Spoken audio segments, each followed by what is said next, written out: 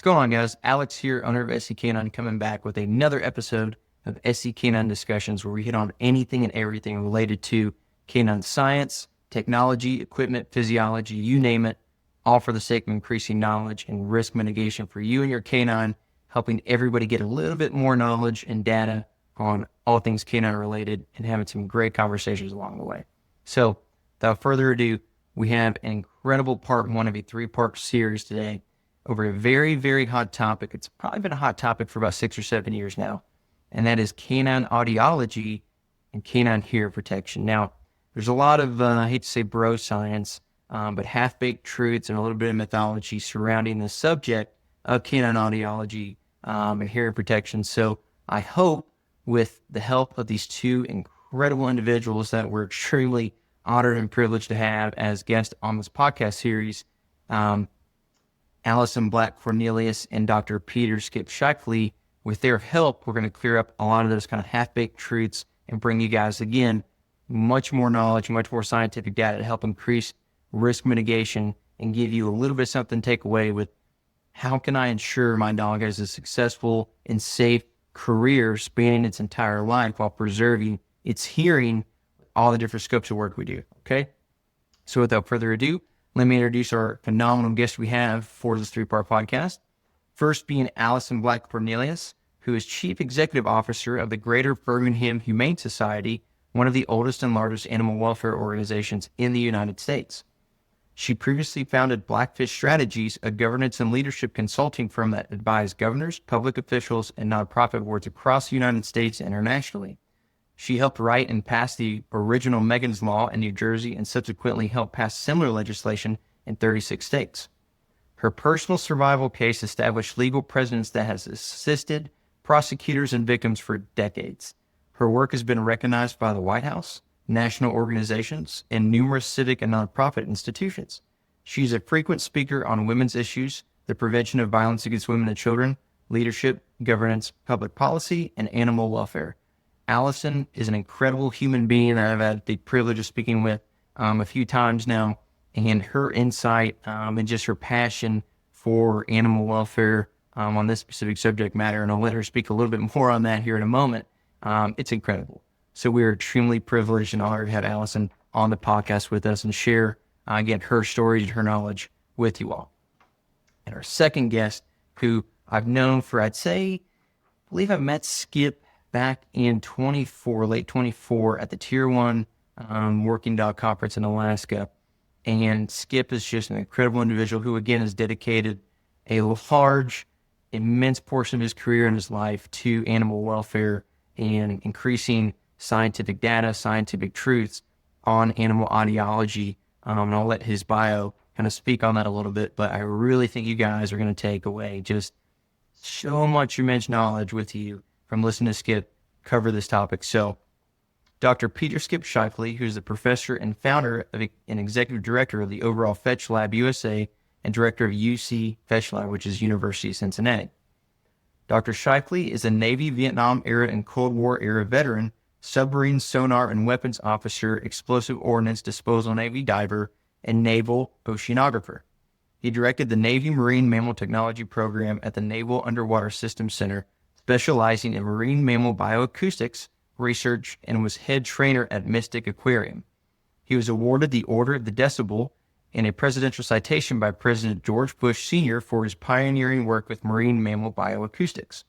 He trained and handled narcotics and bomb dogs for the U.S. Coast Guard. Peter is also the animal audiologist for military special operations, Homeland Security, and Cincinnati SWAT canines. Presently, he directs University of Cincinnati FETCHLAB, world-renowned for investigating animal audiology, vocal mechanisms, and bioacoustics and conducting animal audiology. Peter serves as the U.S. Army SOCOM and DoD subject matter expert on tactical military working dog explosive ordnance disposal, audiology, and canine working equipment such as bone conduction communications for canines. He is also the canine audiologist for Cincinnati SWAT. He is professor of animal bioacoustics, audiology, and human neuroaudiology in the College of Allied Health Sciences, as well as otology and neurology in the College of Medicine. University of Cincinnati FETCHLAB is an internationally renowned animal hearing and bioacoustics laboratory and hearing clinic for animals. They conduct hearing screening and full audiological assessment and imaging for dogs. The FETCHLAB is the first and only hearing audiology clinic for animals in the United States capable of running full audiological diagnostic testing and analysis. They see dogs and exotic animals such as wild zoo and reserves from all over the world. They are responsible for noise impacts and animal audiology for the Georgia Aquarium, Mystic Aquarium, Newport Aquarium, and the Indianapolis Zoo. Exotic animal audiology research is being conducted currently by Peter and FETCHLAB staff on elephants, rhinoceros, and cheetahs in South Africa, reindeer and muskox in Alaska, and marine mammals. So, I believe just from the short bios on these two incredible individuals that we can safely say that we're in for a phenomenal, incredible conversation over the next 3 parts of this series. So the first part of this is going to be more of a lecture or college lecture base. So please feel free to sit down, take notes. These will be on YouTube and Spotify for you to comment and ask questions, which we strongly encourage. So please feel free to shoot a comment, DM, email to us with questions. We'll be sure to tackle those on the next 2 parts of the series. But I'd like to welcome you guys to this incredible subject matter on this podcast, and let's get right into it. All right, Dr. Peter Skip Scheifele and Allison, CEO of Birmingham Humane Society. Thank you all so much for coming on. I can't thank you all enough for being a part of this podcast. I think what we're going to be discussing today is extremely important for not only working dogs, but animals as a whole across the board, all across the country. And on that note, Dr. Skip with FETCHLAB University of Cincinnati again, and Allison. So Allison, can you briefly tell us kind of how are things unfolding with yourself and Dr. Skip, and kind of what work are you guys doing together currently in terms of canine audiology? So the Greater Birmingham Humane Society is, quick background, we're the 10th largest animal shelter in the United States. We were in the middle of building a $77 million medical model animal shelter campus and had just finished phase 1 of the construction for the animal care and control building. And we were just getting ready to build our teaching hospital and our placement and education and transport building when we found out that a 600 megawatt AI factory was going to be built about 200 feet at the closest places on our campus and around 1,130 feet away from the hospital. And we immediately wondered if this would have a problem. Would it cause a problem for our dogs and cats, because the entire space has been designed with all of our kennels and our open spaces and our catio facing the development, facing this AI factory.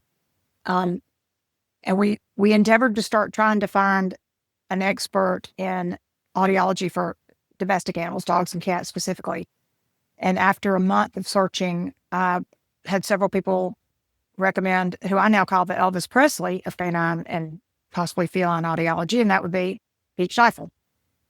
And then after probably 2 weeks of trying to convince him to talk to me, I broke through the hardened exterior of a long time serving military man and professor and convinced him to please work with us and analyze the information that the AI factory would provide to us to see if this is truly going to be a deal breaker for us continuing on this construction project.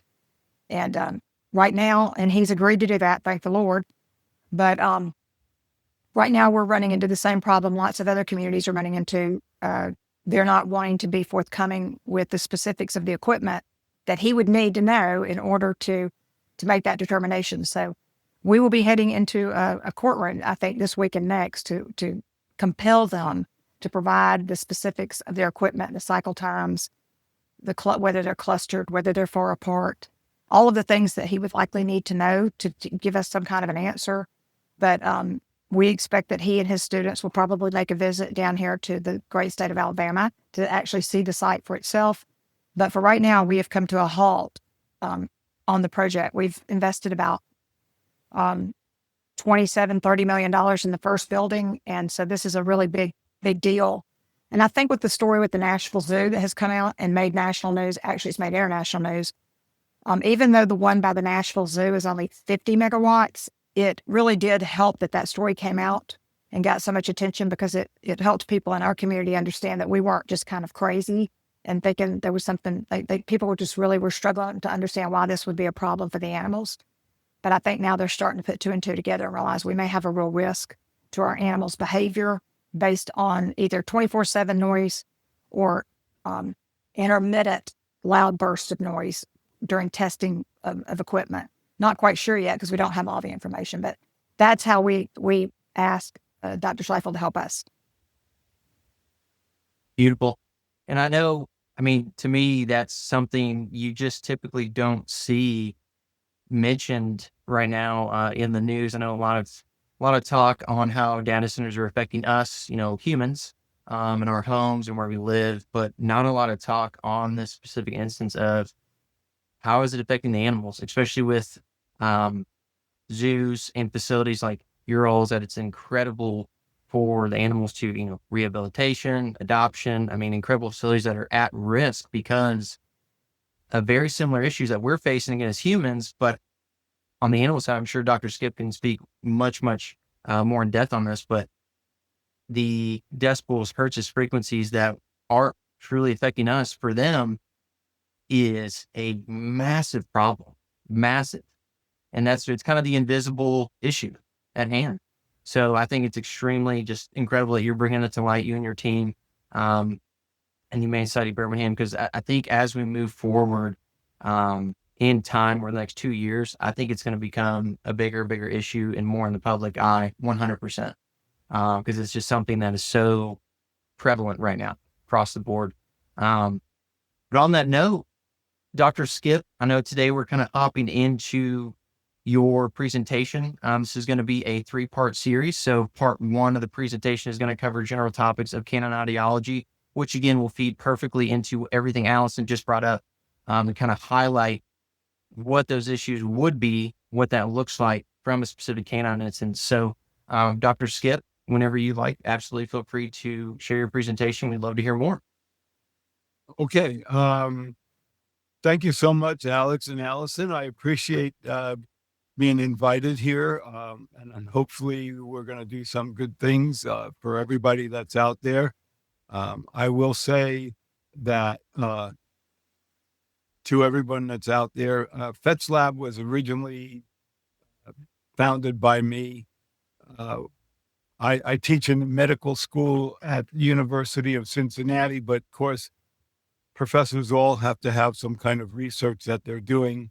And because I'm military as well as being an academic, I decided that my medical students and my audiology and speech pathology students, I find that no one has ever told them how the brain in the ear came to be and how that relates to communication, and other things such as noise, which is a very big topic these days.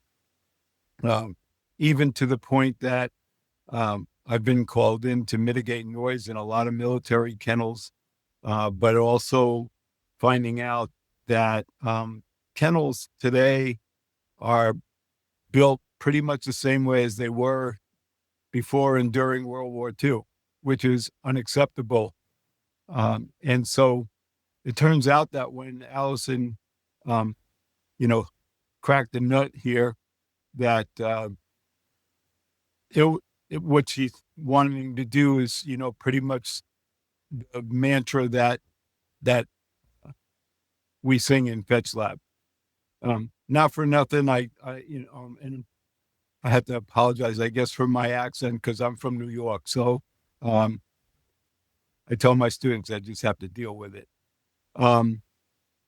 So yeah, it's I think that all of that is important, and as we are becoming more and more aware for people of noise-induced hearing loss, nobody really has ever thought about that with animals.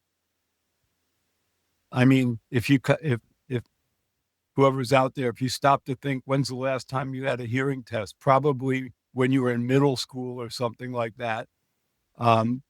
audiology is pretty much at the bottom of the pack. I can say that I enjoy my animal patients. Not that I don't enjoy my human patients, but these days, and with the technology that we have, people come in to see the doctor and they've already been on Google Doc, and so they think that everything's all sewn up and everything. And then I'm like, why you coming here to me? I don't know. Fortunately, the dogs and cats never say that. But anyway, so we're going to cover some things today that are going to be the basics from which animal audiology, and specifically for domestics, rely on.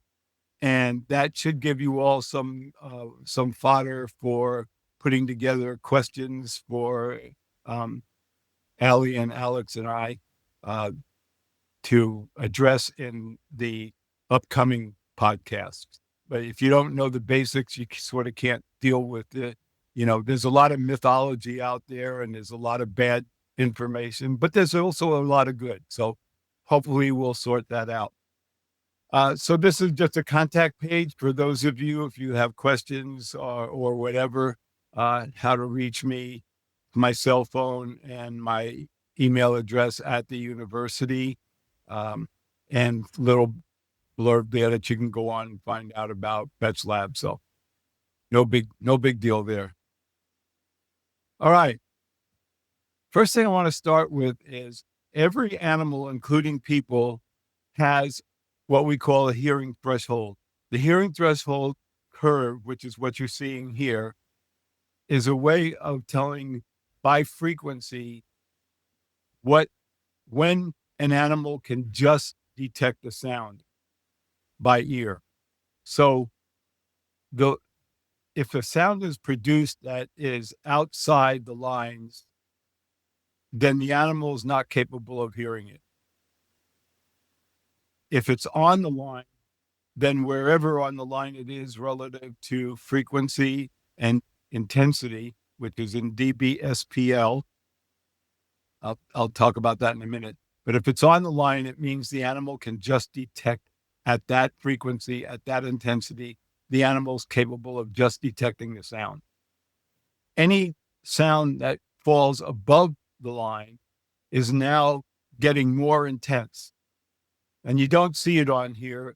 It's not always relevant for probably the military dogs, but if you make the sound louder and louder at that frequency, eventually you would reach a point where you are at the threshold of feeling.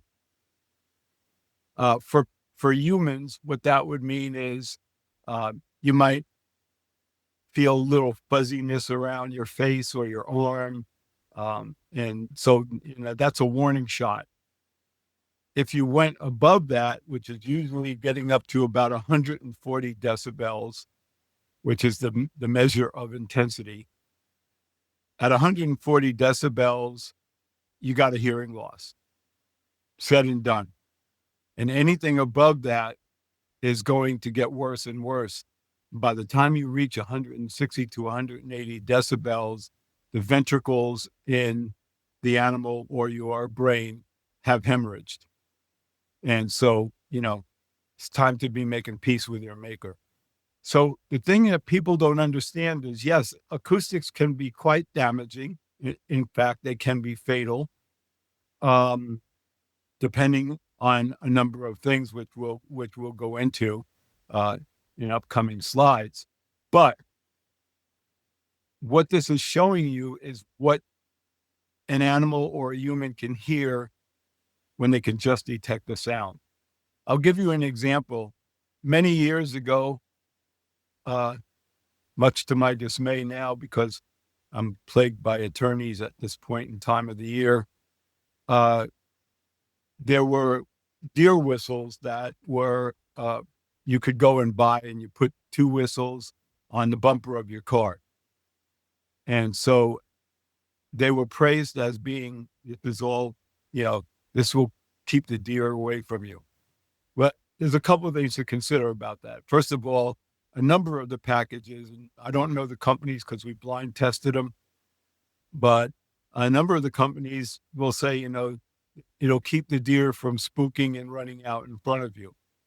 Well, neurologically, no. There's no way you can tell that the animal is not going to bolt in front of you. Can they hear it? Can they hear the warning? Well, yeah, if your car is traveling at the proper speed, then yes, the whistles will work. These were before we had electronic ones that hook up to the electrical system of your car.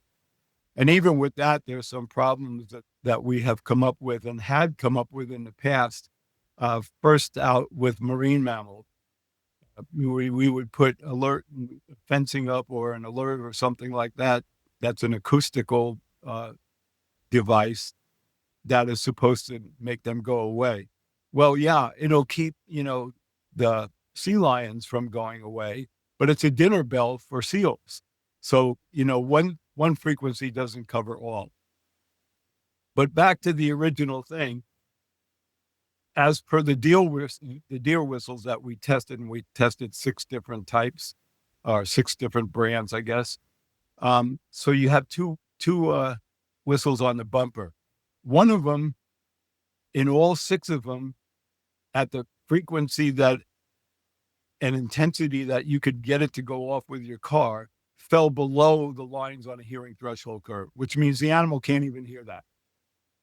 The other one can just be heard by a white-tailed deer, but it's way up here in the high frequency range, and to a certain extent is overcome by the noise of your engine.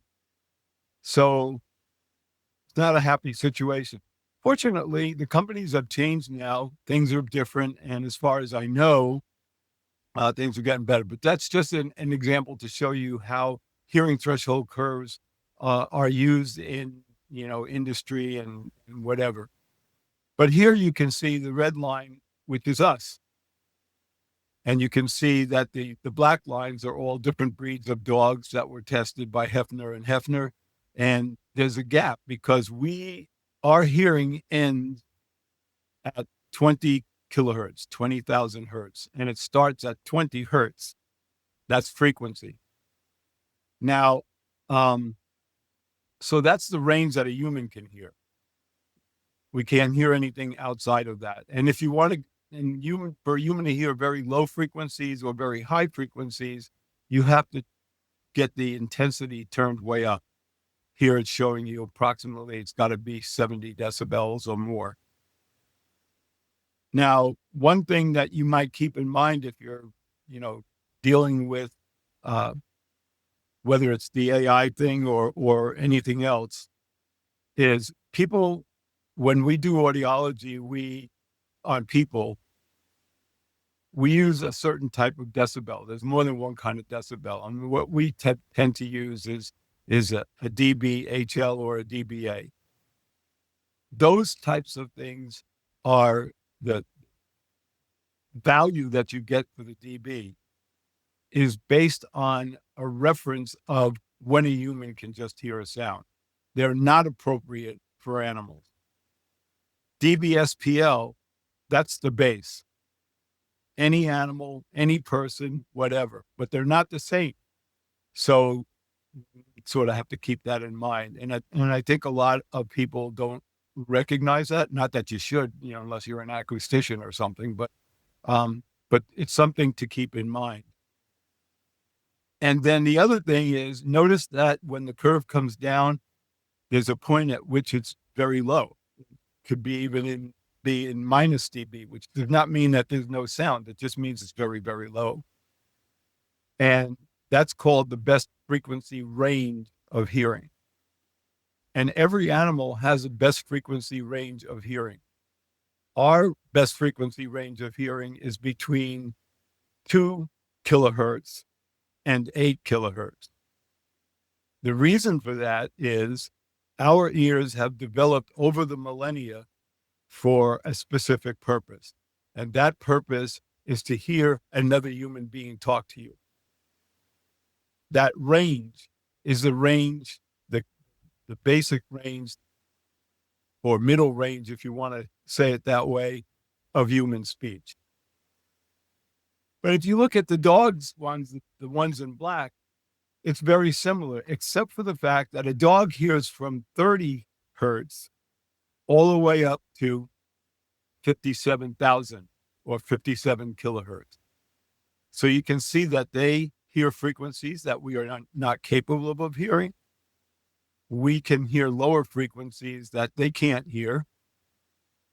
And so, sorry about that. Dog whistles are tuned to fall in between this red line of the end of human hearing and where canine hearing ends. And this goes for cats as well. So I always tell, my students that, when I left a job at the University of Rhode Island in Connecticut, and also the University of Connecticut in Connecticut, and I was coming out here to work at UC, we were getting ready to make the trek across to Cincinnati. And it turns out that we stopped at a pet place, and this guy came out, and he's standing in front of the store, and he unpackages a dog whistle, and he's blowing the whistle to beat the band. I mean, he's almost turning red that he's blowing the whistle. And there was that awkward moment where I approached him, and he kind of looked up and saw me there and kind of sheepishly said, they don't work. And my answer was, dude, you're blowing this whistle, and there's probably 25 dogs and cars in this parking lot that are going out of their minds. Of course you can't hear it. You're not supposed to hear it. So, take it for what it is. Other things I want to tell you about that relate to this curve and hearing of animals, and specifically dogs and cats, is that in your lifetime as a human, you will only be able to hear the full frequency that a human could hear, that is 20 hertz frequency to 20,000 hertz frequency, 2 years of your life, when you're age 17 and 18. So for those of us fine people that have aged out of that and will never see those years again, before that time, your auditory system is kind of grooming itself before age 17. And after that time, you're just stinking old and the system's wearing out. But here's the deal. Why do people not pay attention to hearing? Well, because it's not like a broken bone or a cut. Losing your hearing happens over a lifetime, and nothing hurts. People come in to get, or they get sent to go get a hearing test because suddenly, their partner or their wife or whatever, people are tired of saying, what, can you say that again? What, because the person's always asking what, because they can't hear. And when it gets to the point where it's that annoying, then usually, somebody, whether it's their physician or otherwise, is going to say, you need to go get a hearing test. So it is the same way with your dogs. People don't recognize the symptoms of a dog or a cat that is losing their hearing until, I get this story all the time. They come in and say, well, I come home from work and the dog's sleeping and I walk right over it and he doesn't get up. He's not hearing the dinner plate or whatever the case may be. Well, yeah. And so if they come in and they want us to do something about that, and we do put hearing aids on dogs. I don't think that they're appropriate for working dogs. But by the time they have recognized that there's some kind of a symptom that indicates that the dog cannot hear or the cat cannot hear, by the time they come in for that, there's nothing that can be done for that. No amplification, no hearing aid or whatever is going to work with that. The system is done. And so this is also, problematic for pet owners, certainly shortens the working life of a military police or, partner dog, whether it's for blindness or whatever of the owner. And so this is sort of where we are, and it's why audiology is at the bottom of the pile. It doesn't hurt. Happens over a long time. You just can't deal with that till you deal with it. So just kind of remember these things. I mean, this is a little bit more probably than you wanted to hear about hearing threshold curves, but the fact of the matter is this is where the system and things lie at this point in time. I like to stop every once in a while and just ask, does anybody have a question that they want to throw out real quick? Eventually, as Alex said, we're going to answer all your questions as we can. But if, before I leave different slides, if you have something that's on your mind, please chime in. Dr. Skip, I don't think I have anything myself. I know once the viewers have the chance to watch and listen to this, whether it's Spotify or YouTube, I'm sure they'll comment plenty of questions. But what we'll do is we'll call for anybody that does have questions or concerns, feel free to reference canine threshold of hearing. And I'm sure we'll mark the minutes on this too of where that is in the podcast, but take note of this exact piece of the podcast and this exact sheet so we can move forward. But Allison, do you have anything on that? I think my only question was, if dogs are hearing 30 to 57, what was the cat range? That's a good question. I don't have my hearing threshold curves here for a cat. I will say that cats lie somewhere definitely above the frequency that a human can hear, but not below, certainly. And, but a maybe a little bit more or a little bit less than a dog. I will definitely look into that. And so they hear less, they would hear less well. I mean, I don't know if well is the right answer, but the dog has a more, okay, got it. Yep. Another thing for the people out in the podcast area there is, and I think I'm telling you this kind of story here based on the work that just starting to get into with Allison, is consider this. There's medicine, and then there's life, and especially human life, because we like litigation, apparently. The human brain actually becomes, and the ear becomes fully mature in every respect at age 21. Now, that should be striking your heart there, because what happens when we start going to court for these things, that's the reason why you're not supposed to drink until you're 21, et cetera, et cetera. That's the way the law looks at it. That's not the way the medical system looks at it. So conjure on that a little bit. All right. We'll move on from the hearing threshold to noise. The little picture that you see on the slide there on the bottom is a human cochlea, the organ of hearing, inner ear. And you can see that if there's some places where you can see little hair cells out of there, but you can see a large part of it where there are none. It's white.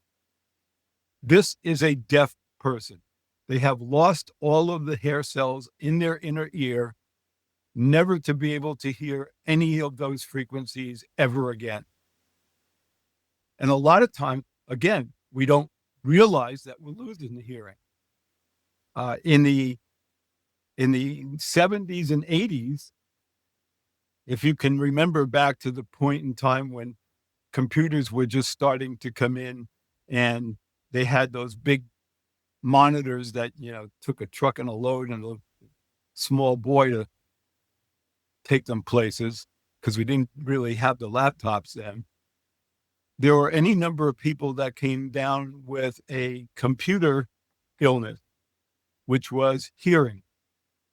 The monitors themselves put out a high frequency that eventually will affect the hearing a secretary who sits in front of one of those things for 8 hours a day.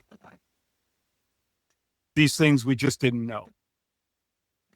But now you can at least see what, and a canine feline ear, in fact, the equine ear, is exactly like the picture that you see there. There are less turns or more turns in that spiral where the hair cells are. And the hair cells are aligned from high frequencies to low frequencies. And so what frequency you hear depends on which hair cells are activated. But it's the same. Mammals are mammals are mammals. Okay. The only mammal that is different than that are fully aquatic mammals, whales and dolphins. And we won't go there today, but if anybody wants to know, we can deal with that later. But now let's go to the verbiage here. Noise. From an audiological point of view, we classify noise into different types. So you can see continuous noise. Well, that speaks for itself. This is something that doesn't have a duty cycle. It's there all the time. Fluctuating means that the intensity of the noise can change along with the frequency. So it's fluctuating. It might not be the same frequency all the time. Intermittent noise, this is when we have a duty cycle. There are some periods where the noise is off and sometimes when it's on and it keeps on going. Impact noise, you can see I put in there blacksmith, hammer, and anvil. Okay. And look at that. That's 140 dB SPL, which means it's in the threshold of pain. And lastly, impulse noise like explosions. This is the one that any dogs that are under fire, whether they're hunting dogs, whether they are military working dogs or police dogs or whatever, this is gunfire. Typically is like fireworks. And we have the 4th of July coming up. Fireworks at the source go off at about 156 decibels. This is why my phone rings off the hook on the 4th of July.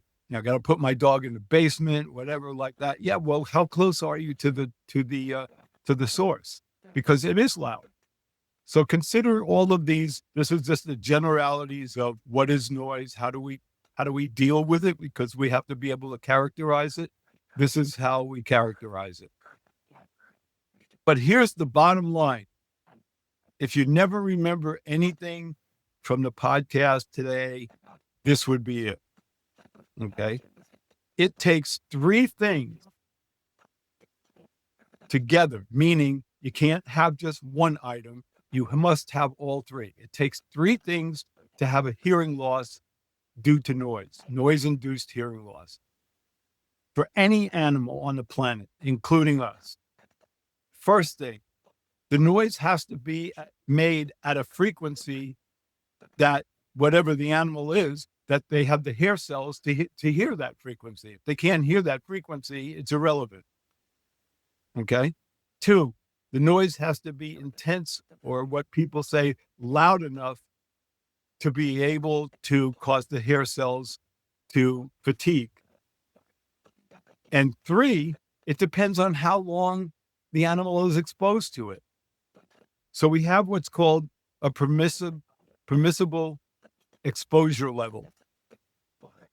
By federal law, for you and me, humans, if you are exposed to 85 decibels for 8 hours, and for us it's dB, SPL, it just means that the reference is referred to when a human can just detect the sound, then the government says they recommend you wear hearing aids, hearing protection. Sorry about that. And but the federal law says that if you start working someplace where you're in 90 decibels, you can only be exposed to it for 8 hours, and whoever you're working for by law must provide you with hearing protection devices. So this is where we start to get, again, the other side of life, which is the legal side. This is where we start to get into workman's compensation cases. Next podcast, I'm going to be, and I'll give you just a teaser today, but in the next podcast, I'm going to show you some actual results from military kennels that I've been to. So here's what happens. I go there, and before I ever go in to put a meter up inside the kennel, because we test the meter, we run the meter, noise meter, sound meter for 24 hours to find out what the up and down in the kennel is. For the most part, when those dogs start barking, and you go in there, the most kennels, you're talking about noise levels that are about 110 decibels. The handlers should not even be in that room, much less the dog. So, can they go in? I mean, they're going to have to go in. Yeah, but they're supposed to be wearing hearing protection by law. Okay. Now, if you're a dog and you're in there for 12 hours at a shot or whatever like that, now your ears are being attacked by the noise. And aside of military kennels, a lot of the Humane Society, League for Animal Welfare, whatever, because kennels are not built to worry about noise and reverberation. And so the dogs, when one starts barking, everybody goes crazy. Now you got a problem on your hands. So consider that if you're on a military base, dogs go crazy. They're subjecting themselves for more than 8 hours at a shot to this. So they're losing their hearing. Now the handler comes in, is going to take them out. Where are they going to go? To the firing range? Yeah, guess what? You go to the firing range. Now you're making that dog lose its hearing. Absolutely. There's no question about it. You're adding to the situation. Now, this is not to cast blame. What I'm telling you is we don't think about these things. It's just not the kind of thing that's high on the plate, but it will have an effect. So frequency, intensity, duration of exposure, that's where it's at. Dr. Skip, Okay. real quick, I want to ask you one quick question, because I know a lot of people are going to be thinking about this. As you just mentioned, shooting range, right?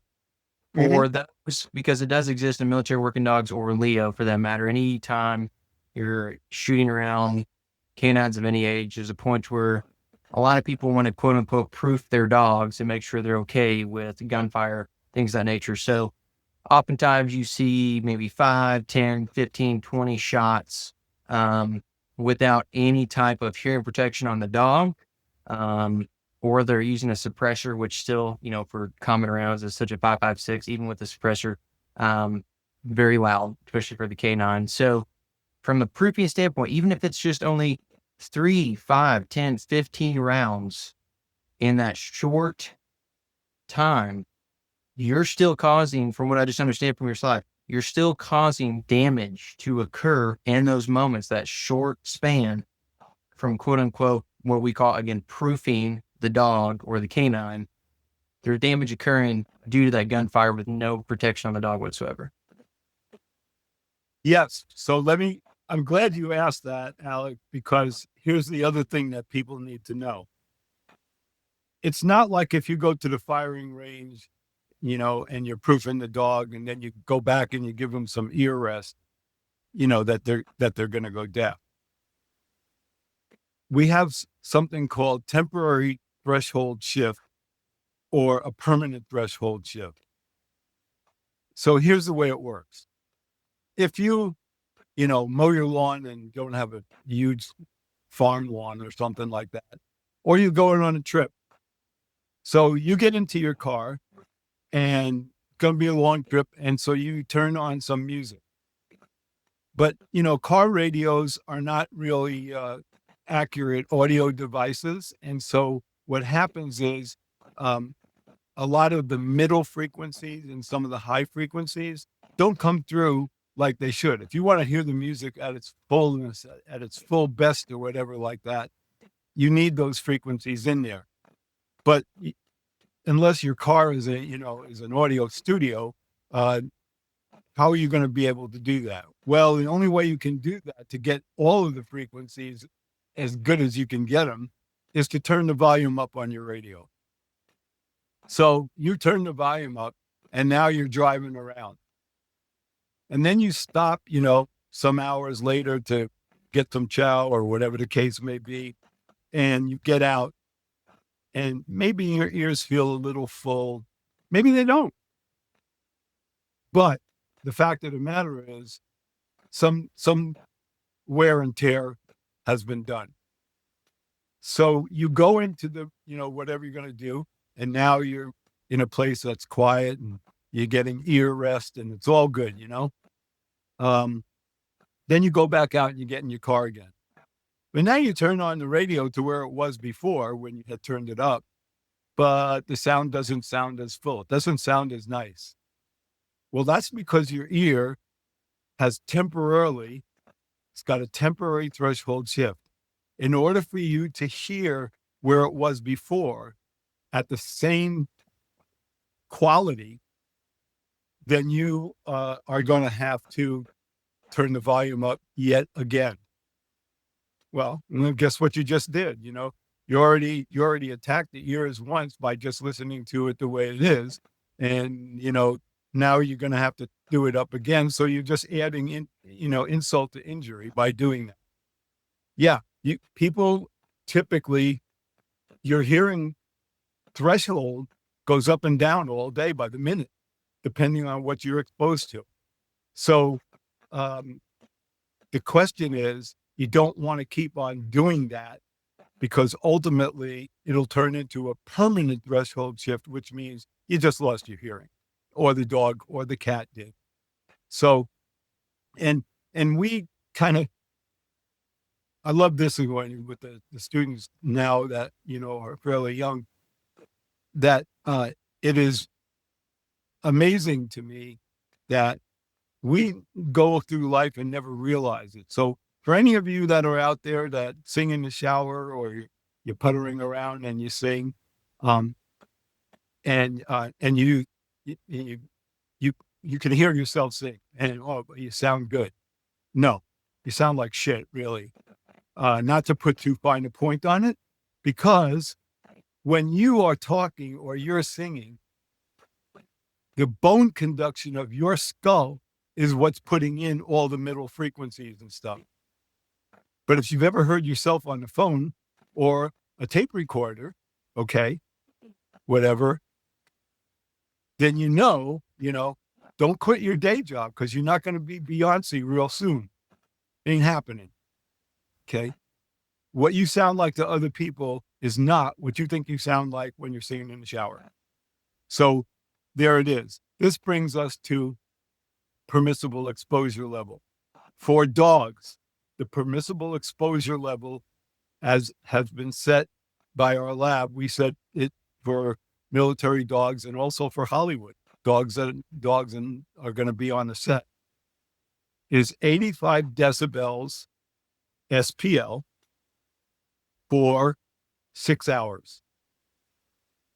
So if a dog is exposed to 85 decibels for every 3 decibels above 85, the amount of duration that they can be in it gets cut in half. So 85 is for 8 hours, 90 is for 4 hours of duration, and so on and so forth. And this is the first step to protecting the hearing of a dog or a cat or any other mammal. So I don't know how that actually, hopefully I told you something good there, Alex. Absolutely. No, from what I understand, anytime you're past that, the mark you just said, the 85, 84, 85 dBs, and you're going up, whether it's, again, gunfire, breachings, explosions, whatever, from the working dog side or military side, you want to always ensure that you're taking some sort of precautions, some sort of safety measure when you start hitting those levels. Again, no matter what scope of work you're doing, most being gunfire or aviation, but you want to make sure you're thinking about the risk because it's present. Absolutely. You're right on the money. So this brings us then to, we have a little bit of basic background. Exactly how do you give a dog or a cat or a lion or an elephant or a dolphin a hearing test? Well, for people, the test is known as an auditory brainstem response. It's an electrophysiological test where we put electrodes on the person or the animal, and then an earpiece goes in, and then we provide the ear, each ear on its own, with sound of a known intensity and frequency. Many times, because when Walt Disney came out with 101 Dalmatians, everybody wanted one. Consequently, breeding was not, people just didn't really pay a lot of attention because we didn't know what we didn't know. Now, what happened? Mother Nature has a really wacky way of meting out punishment for not paying attention to things, even if you don't know them. Consequently, today in the United States and Canada, there are 80 breeds of dogs that suffer congenital deafness, deafness at birth, in either one or both ears.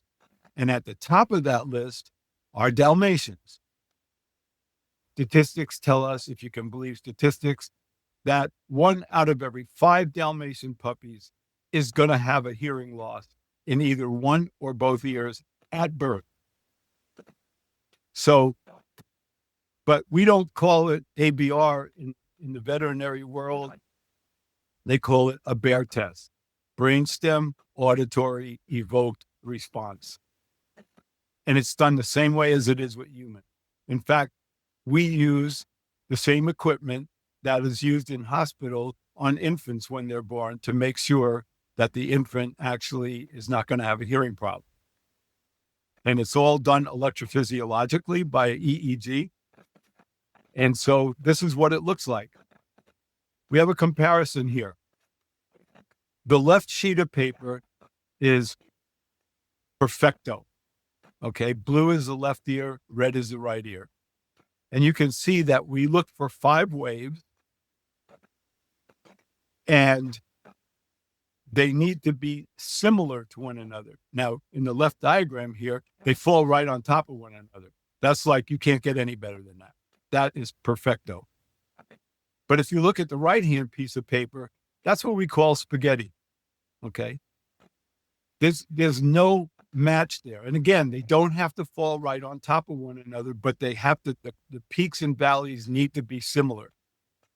And that's not. So the dog on the right that was tested is deaf in both ears. I know you can't see all of the right red thing here.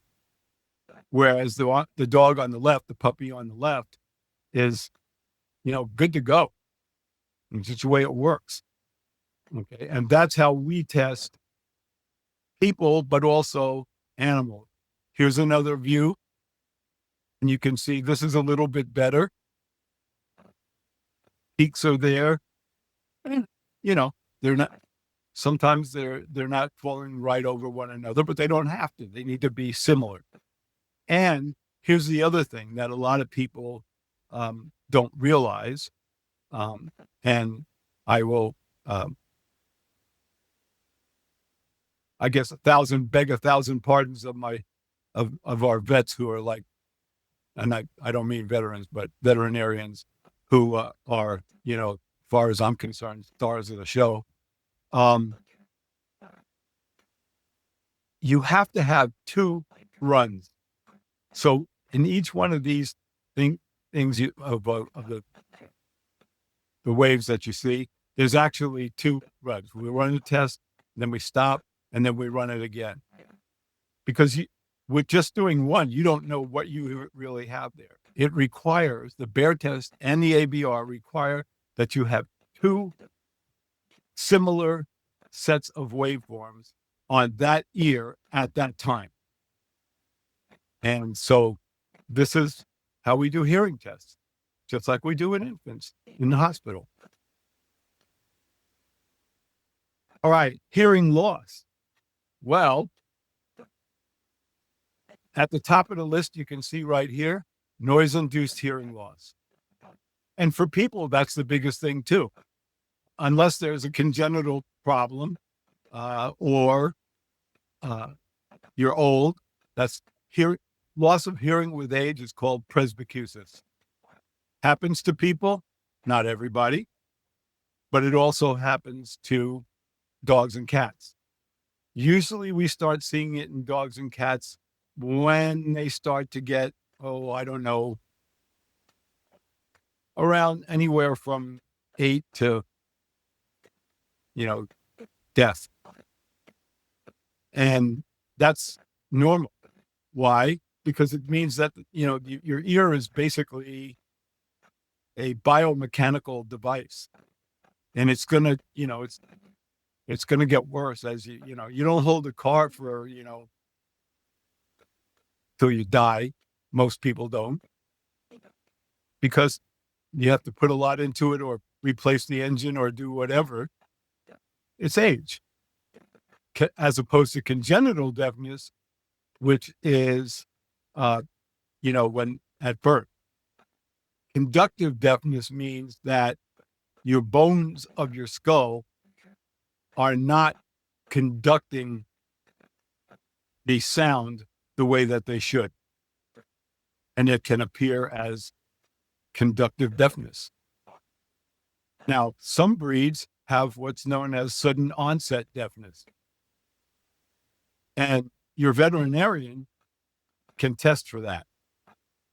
We don't particularly do that, but it does affect when people come in with their dog, it's an older dog or whatever,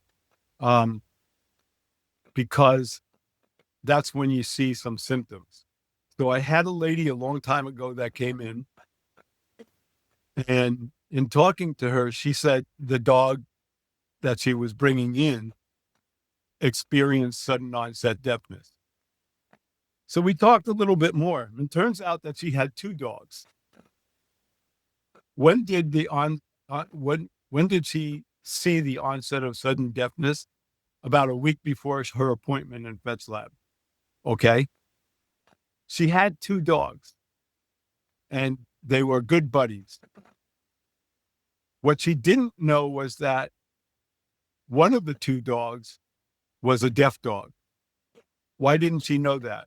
Because, like many animals will, they're not going to portray themselves as a prey species, but they're also going to take their cues from the other animal that can hear. Except for the fact that the week before she came into FETCHLAB to have her dog tested, the first dog who could hear died. Now, the deaf dog started showing all the symptoms of sudden deafness because there was no other dog to model for the deaf dog. So you have to kind of be careful a little bit about that. Ototoxicity, that's happening for people as well as dogs. We have drugs, especially in pediatrics. I can remember when I was a kid, if you had an earache or something like that, your pediatrician told your mom or dad, go get this prescription and, put these drops in his ear or whatever like that. What we didn't know about a lot of that is that the drugs are ototoxic, meaning they're going to kill the hair cells in the ear and you're going to go deaf chemically. And now we're finding out more times than not that these drugs are ototoxic. It's not anybody's fault. We just didn't know it. So as an example, for some of you that, probably all know, used to be that a lot of, when we wanted to just sedate a dog, that the vet would prescribe acepromazine. Well, there's 2 problems with acepromazine. One is it can work 2 ways. Some dogs, you can give them acepromazine and they get very sedate. Other dogs, you give them acepromazine and they're all over the place. But the other thing that is standard is promazine is an ototoxic substance. And if you're one of these people that takes your veterinarian, said, put some of this in his ear, he or she did not mean that every day you should be rabid about pouring stuff into the dog's ear, because what's going to happen is he will become deaf. Okay.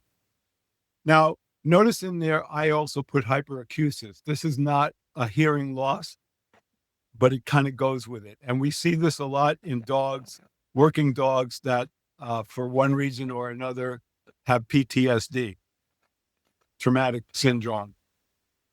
And typically what will happen is you'll see behavioral changes, like dogs coming back from Afghanistan that have been, in a traumatic situation, will stay in the back of their kennel. They may go off their food or whatever. And this, can happen not only to military dogs, but to any dog, and actually to humans too.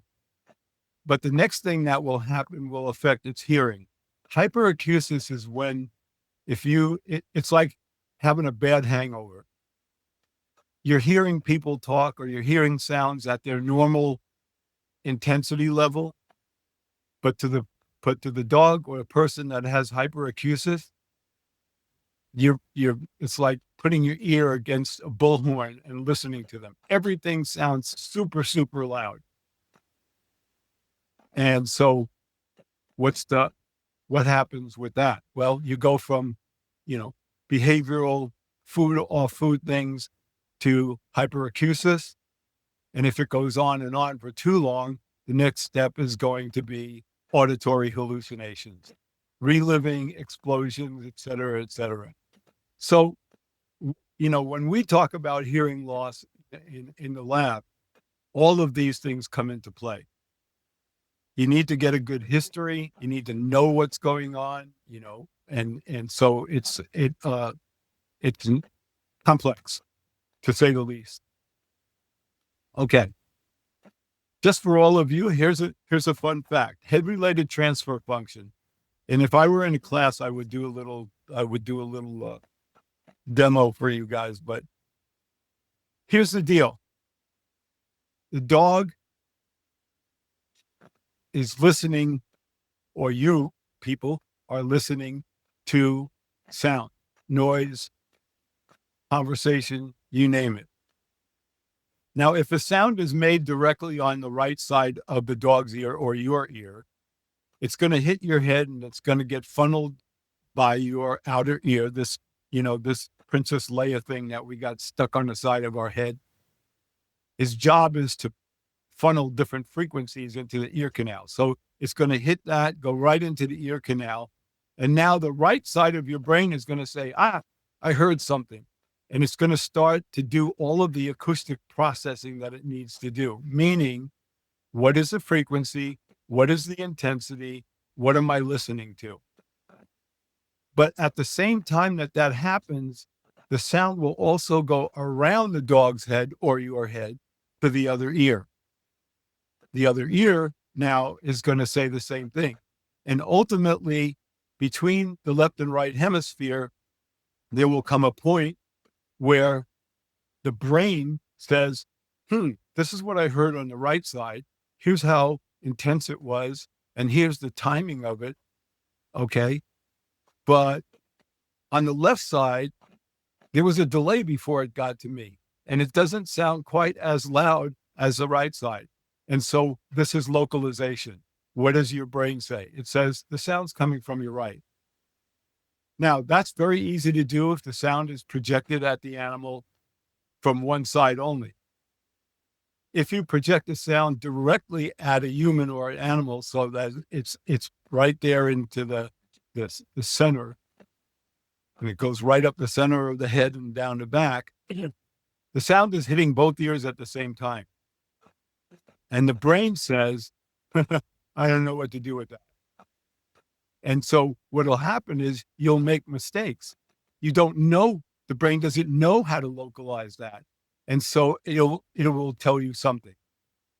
This, in fact, places like Epcot Center and stuff make bukus of bucks on this.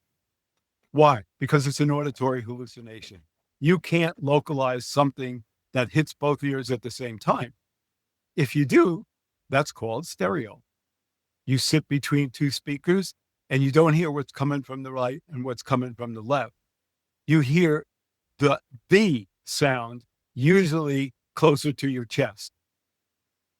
So your dog's the same way. Dog has to be able to localize, where things are coming from. And this goes especially when you're giving commands to the dog, which I have to tell you, this is also the same thing that humans go through. We put hearing aids on a dog or a human.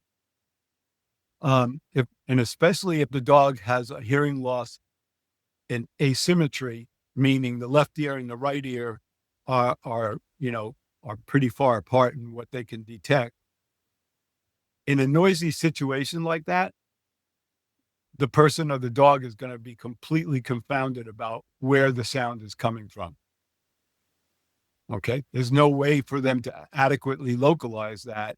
And for this reason, we get a lot of human patients that come in, and if they're in a pub or something like in a noisy situation, they turn the hearing aids off because it's confusing.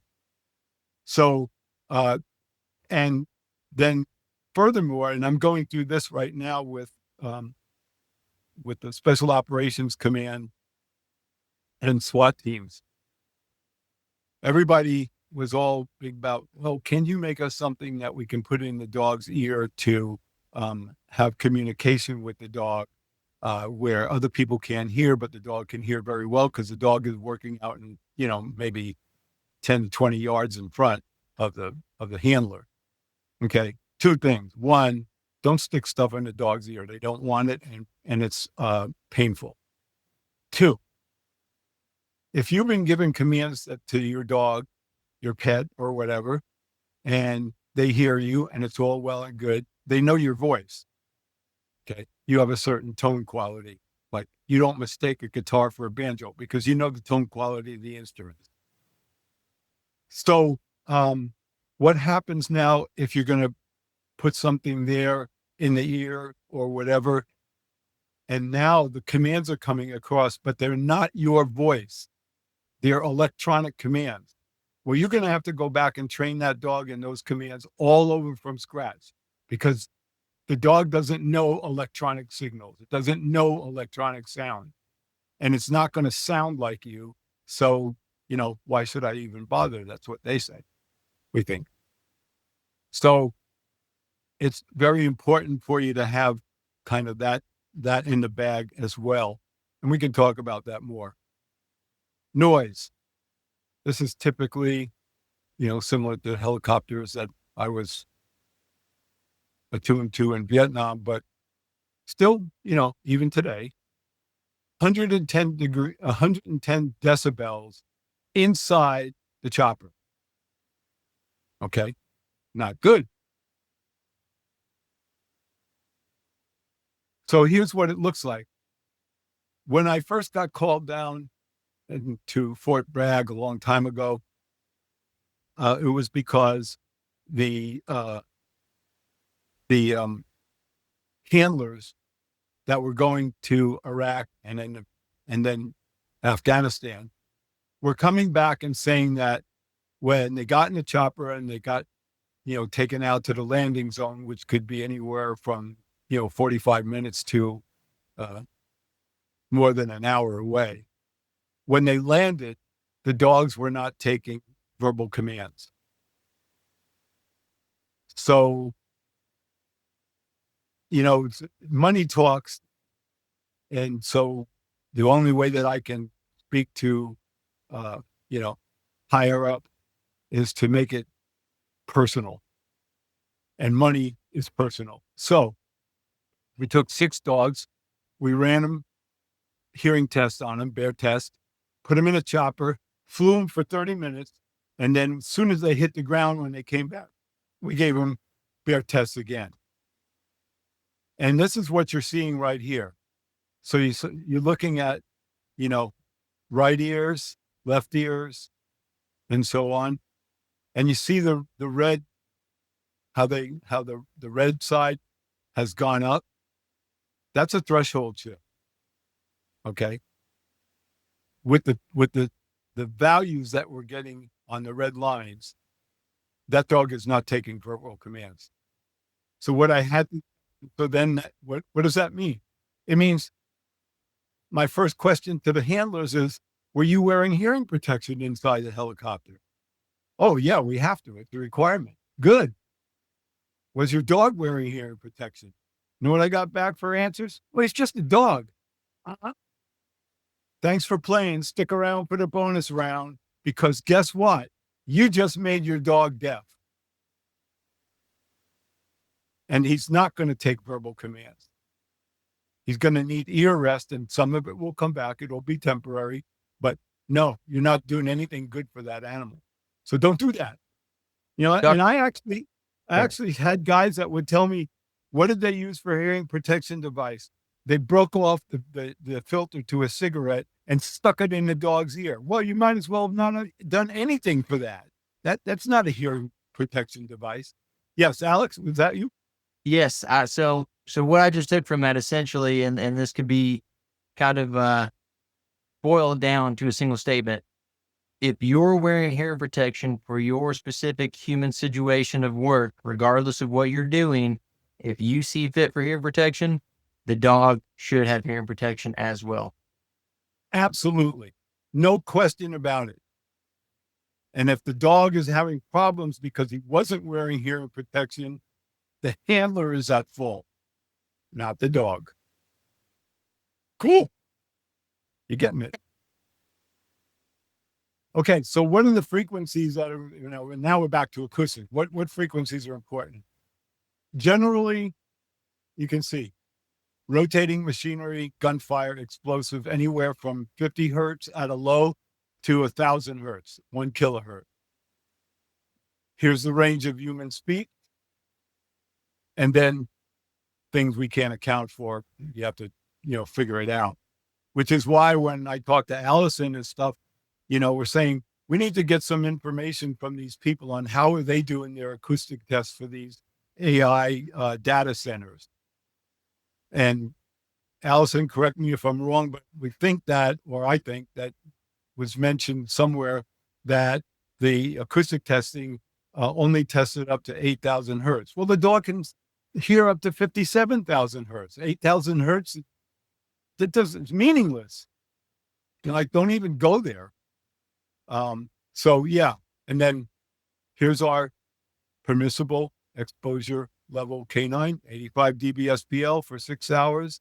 3 dB fence means that every time above 85, you go up by 3 dB, you cut the time that they can be in there in half.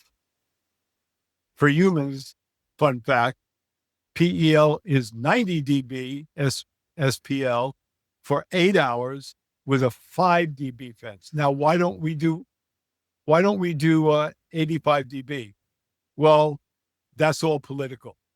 People don't want to, they have to pay, companies that have to pay big bucks to have a hearing conservation program put into effect. And we just put one into effect down at Fort Bragg for canines. It costs them money. If it costs them money, it costs the politicians votes. Sorry, but that's the way that it is. We're going to talk about this more next time because I don't want to inundate you with too much at one time. Guys, you guys have had a half a semester of acoustic here in one fell swoop. You guys, some of you will be probably familiar with these things. What have we got here? We have an aluminum metal container, okay? And anything that goes on in there, dog barking or whatever, is the barks and the reverberation are bouncing off the walls and the floor and the ceiling and going right back to that dog. And now they're amplified. Talk about making somebody deaf. And if you turn on the air conditioner, might as well give it up. Okay. So reverberation. And we'll talk about that, on the next thing. Here's a little something to show you the effects of gunfire. Most shooters shoot with their right hand, so the dog heels on the left. But what does that mean? It means the right ear, which is to the left of the handler, is going to be the one that suffers the most. Okay. So funny the things you find out. We'll talk later on too about ear protection. This is just one kind that, something that I had to develop for the Army, and now has been turned over to Rec Specs. So it's a snoot. There's no earmuffs, so they're not sticking out. The Border Collie that you see here is my Border Collie. She gets to be the teacher, the model, whatever, for everything. And so this is how one of the tests that we run called a Meyer test, or a real ear, where we put, we rig her up even into the ear canal with recorders. And then we put her in an audiology booth and pump in different intensities of noise. And then the equipment tells us how much of that noise is getting through the hearing protection device, how much is going into the ear canal. Okay. And then that gives us something to work with in the way of making good hearing protection. But there's a lot of it. I'm going to take you guys through this next time. This is just showing you, look, so here's 1900 hours, a little bit after 1900 hours in a kennel, military kennel. So 7 p.m. And look at the intensity that's happening in that kennel right here. Definitely over 100 decibels. Not good. Okay. So yeah, it's just a sample, but we'll get into that more. Little bit pictures of, everybody likes pictures. This is these were the ones that when we were developing it. They're not the finished product, which you can get from Rec Specs. But I will talk about noise reduction rating. This is something that if you bought some hearing protection for yourself, you look at the package, it's going to give you an NRR number, meaning this is how good this particular hearing protection device is with sound. It's a measure of how well it's absorbing or attenuating sound coming to the ear. Well, I'll talk to you more about that later. Yeah. So inserts, I'm not a fan of them. The dog has a vertical canal and a horizontal canal. So when you go down, the sound comes in, it goes down the vertical canal. And just before the ear canal of the dog goes horizontal to go into the inner ear, middle and inner ear of the animal, there is a cartilage there, which we call Knox-On's ridge. If you wind up pushing something in there and it hits Knox-On's ridge, your dog will categorically not be a happy camper about that because it's painful. So things we have to worry about, see? These are the kinds of tests that we typically do in our lab: acoustic attenuations, the fit of the thing, audiological tests like bear tests, like there's something called P300. We've just been doing those with elephants. If I ran a P300 test on you, I would put a headset on you and you would hear a voice come over and it would repeat something like, the pizza's too hot to eat. And we keep saying that. But once in a while, there's going to be an oddball that comes out of that. And the person is going to say, the pizza's too hot to drink. And because cognitively, this goes a little bit, as you can see, I'm doing this, so Alex has asked me about cognition. Because cognitively, you know that drinking a pizza is not correct. I will see a big positive wave at 300 milliseconds. It means, ruh-roh, something's not right here. And you can do it on any animal. It's, and that's how one of the things that we do there, we have to conform to American National Standards Institute of what's acoustics. That's where you get your 95 dB for 8 hours with a 5 dB fence. Okay. And noise reduction rating. Now we do some other ones as well, depending on, the dog and what is needed. For instance, lately I've had a number of people come in who are big into herding and having border collies. I get it. In herding, you got a handler that's out there, the dog's working way away from it, and they're usually using a whistle. And then suddenly the dog is not responding to the whistle. So what are we going to do about that? Well, here's what we do. I have them bring in the whistle. We do testing on the whistle apparatus itself. We find out what frequency that is. Then we do bear testing in a range of frequencies or up around and including that one. And if that's the dog just doesn't hear that frequency anymore or has a hearing loss at that frequency, then we just simply change the frequency of the whistle and the dog's back out herding like nothing ever happened. Not the biggest deal in the world. Okay, this is what I just told you about Knox-On's Ridge, electronic commands, bone conduction. We're looking at that right now, bone conduction hearing for dogs. And instead of putting something in the ear canal, you put something that will touch the cheekbone, and then you give commands over it. They're electronic commands, of course. I mean, it's your voice, but they're just not sounding like you. But that is just like singing in the shower. It's going to go right to the bone of your skull, to the bone of the inner ear, and then you can talk to them. It's not a big deal. Okay. We do bone conduction hearing aids for people all the time that have a conductive loss. So that's kind of something else to consider. Okay. Doing fit measurements. Okay. These are some more tests that, this is audiology. We got a myriad of tests at our disposal to be able to determine for each ear what exactly is the dog hearing or cat and what are they not hearing. So this is the reason why I started Animal Acoustic, because they need it as much as we do. So there you go. And more tests, and we'll talk about some of these, and I'll talk about noise reduction rating. Here's a kennel. This was a kennel up for, I believe, League for Animal Welfare. And we reduced the noise in this kennel by 20 decibels, which is a lot, by using the sound. But in order to do that, put sound panels or anything else, there's a lot of specific tests that need to be run.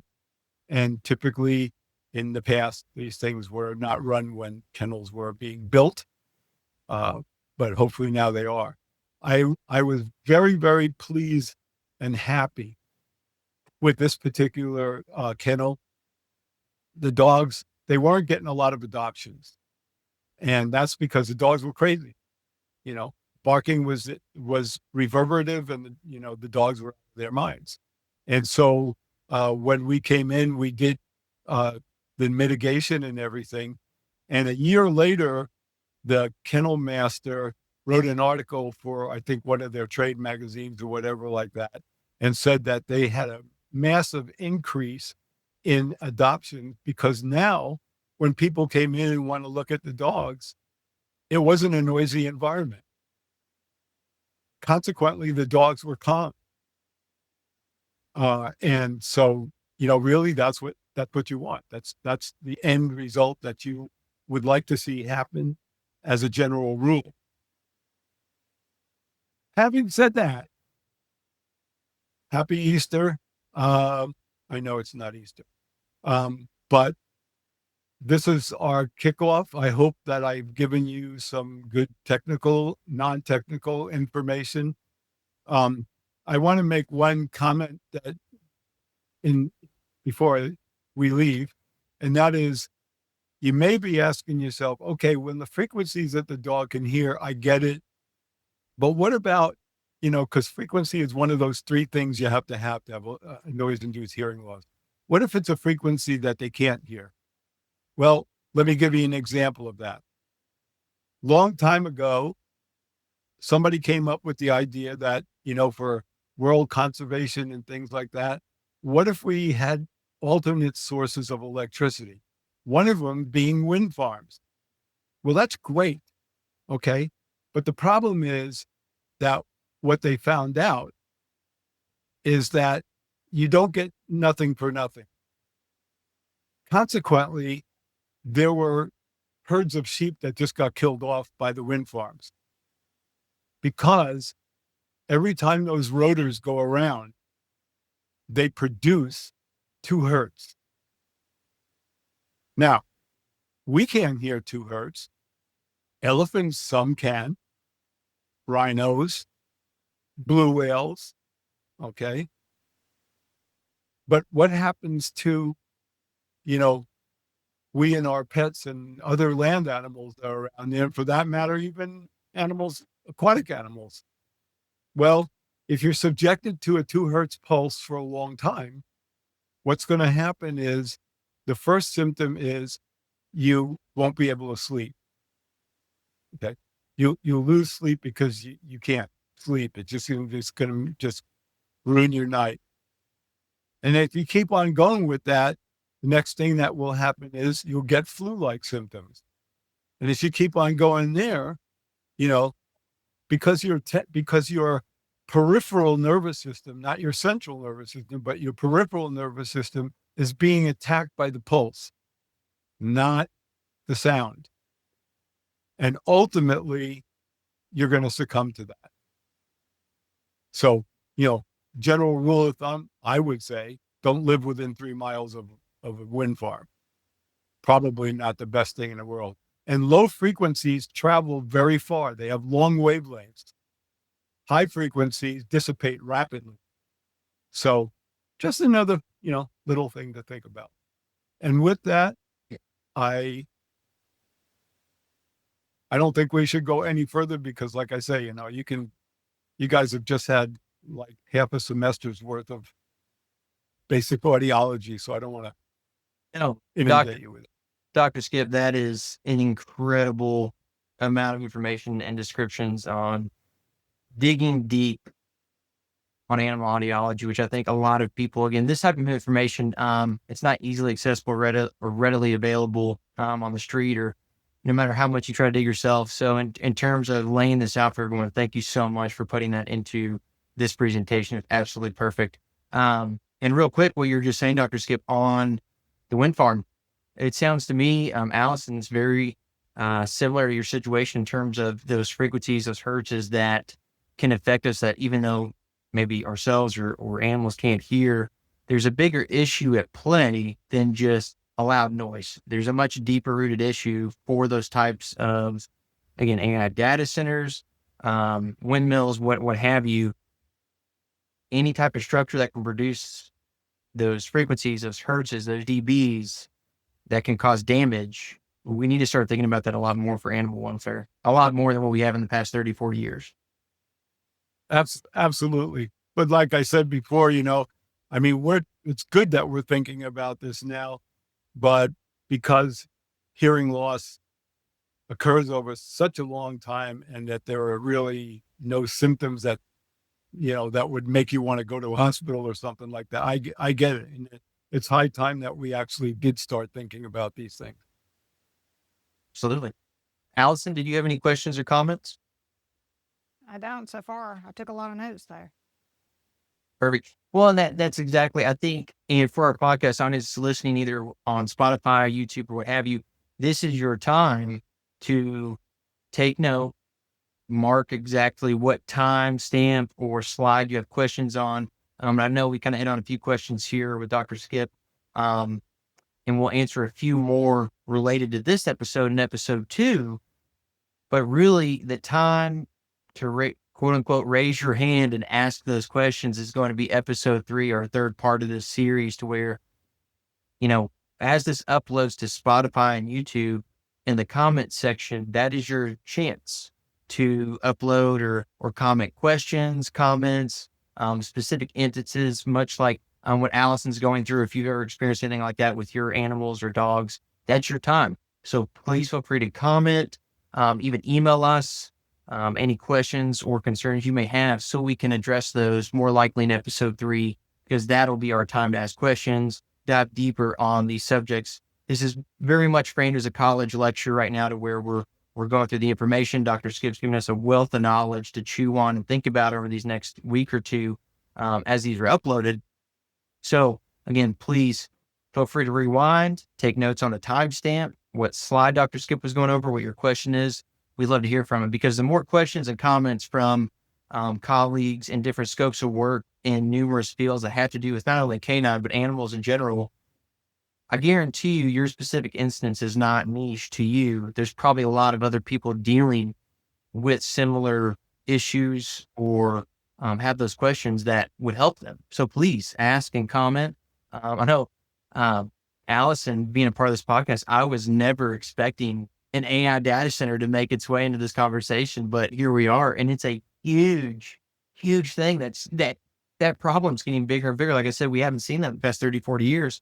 But I would go as far as say, Dr. Skip, with those facilities coming up, I'm sure those will be present on military bases, not just in the public eye. So we're gonna have to pay attention to those that type of infrastructure causing issues in military and Leo kennels too, moving forward.